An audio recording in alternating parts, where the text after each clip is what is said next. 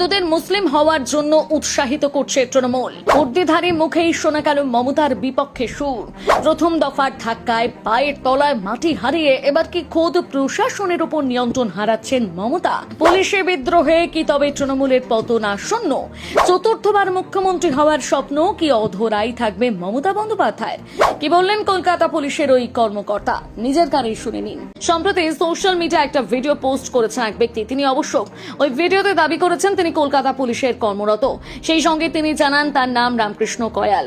যদি এই viral video সত্যতা যাচাই করেনি আমাদের চ্যানেল, কিন্তু এই ভিডিও প্রকাশ্যে আসতেই প্রশ্ন উঠছে, একজন সরকারি কর্মচারী কোন কারণে এমন কথা বলতে বাধ্য হলেন?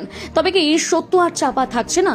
ভয় দেখিয়ে মানুষের মুখ বন্ধ করার দিন কি তবে শেষ হতে চলেছে?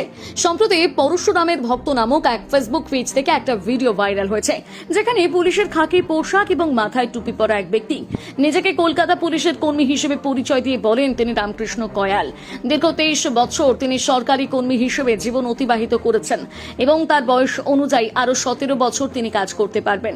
তবে তার কর্মজীবনের মধ্যে তিনি 15টা বছর তৃণমূল সরকারকে দিয়েছেন বলেও ভিডিওতে দাবি। এরপরে তিনি এক বিস্ফোরক মন্তব্য করে বসেন।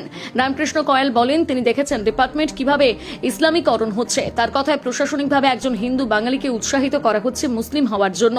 হ্যাঁ, ভিডিওতে পুলিশ কর্মীর দাবি করা এই সকল তথ্য বাংলার কোটি কোটি মানুষের মনে ভয় ধরিয়ে দিয়েছে না।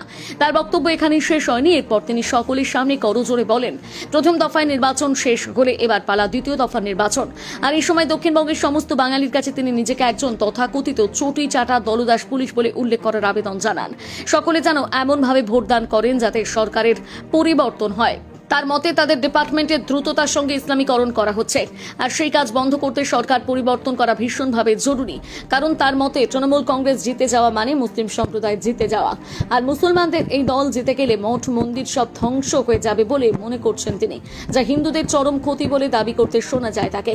এমনকি মুসলিম শক্তি জিতলে মা বোনেদের ইজ্জত যাবে, রাস্তায় মা বোনেদের ধর্ষিতা হতে হবে সে কথা মনে করিয়ে দেন ওই ব্যক্তি।